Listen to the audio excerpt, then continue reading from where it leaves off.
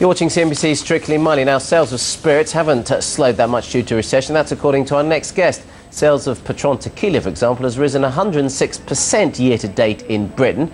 Those numbers are expected to continue to rise as the holiday season approaches. Well, we're in the middle of it, really.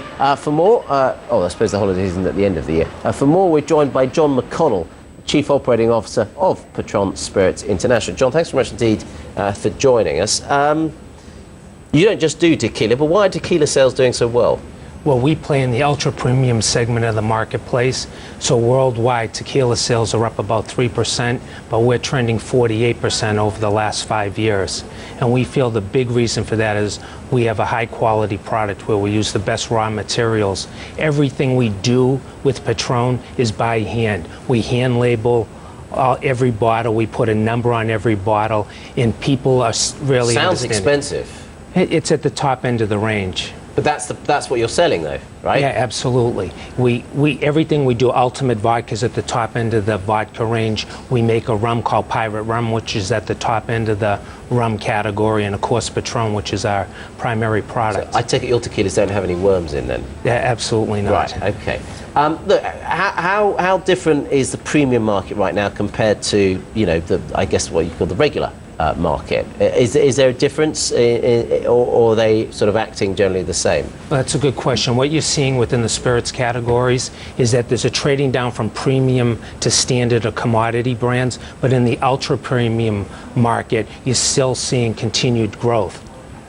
Let's just explain ultra premium to premium and the difference in pricing, right? If you have an ultra premium bottle of vodka, how much is more expensive is that than a premium brand and a regular commodity brand? Well, I would say in percentage terms, it's about 20 to 25% more expensive for an ultra premium brand than a premium brand, and that's where all our brands are positioned in that ultra premium segment. I mean, it's a fascinating business because look, I know you're not going to say this. Basically, the product's the same, right? I mean, you got vodka's vodka, right? Particularly if people mix it. I know you're not going to say it is, but in a way, it is. So what you have to do is it's about brand positioning. It's about how people tie into that brand and why they want to pay the premium, isn't it? So how do you do that?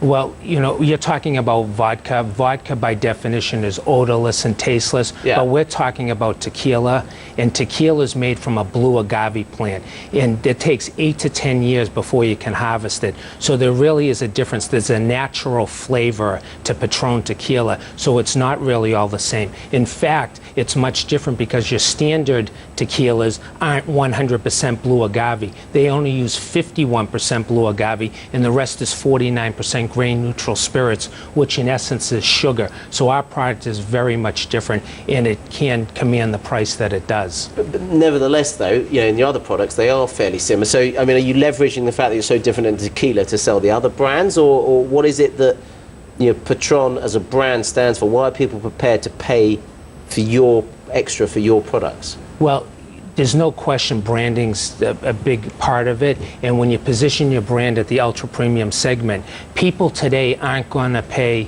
$1 million for a flat on the Thames, or they're not going to buy that imported car until the economy turns around. But when they go out to wine and dine with friends, they can certainly afford a 10-pound drink of Patron tequila or Ultimate Vodka. We're selling affordable luxury.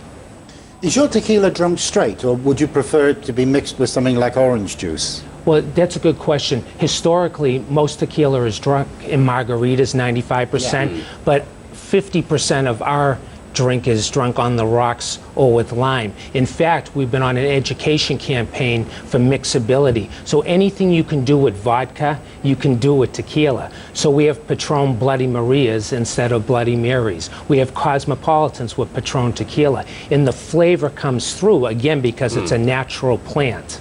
And is it quite easy to educate virgin markets like the East about tequila? Because, I mean, they're traditionally brandy and whiskey drinkers. Well, that's true, they are, but we are on it. It is difficult to educate, but we're not going to give up on that. We have seminars. We bring people to Mexico to immerse them in how tequila is made. We've put a lot of effort into our website and a lot of PR events with Patron to educate people. Yeah, because, I mean, that's an incredibly important market, isn't it? I mean, you look at the success of sort of Johnny Walker Black Label, and you look at the most expensive whiskies, and I mean, those are the markets that they need to crack, so presumably you do too. Yes, and you know, again, we're priced above the brands that you mentioned, but a key element to our success, you know, we've grown 10% worldwide to date, and when I look at all the other spirit companies, all you read about is they're slashing marketing expenses, they're slashing overhead, and we're not taking that approach. We've increased our advertising 10% this year because we believe in tough economic times, if you continue to support your brands,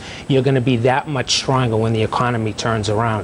Okay, John, we'll see what happens. Thanks for joining us. John Thank McDonald, Chief Operating Officer of Patron Spirits International.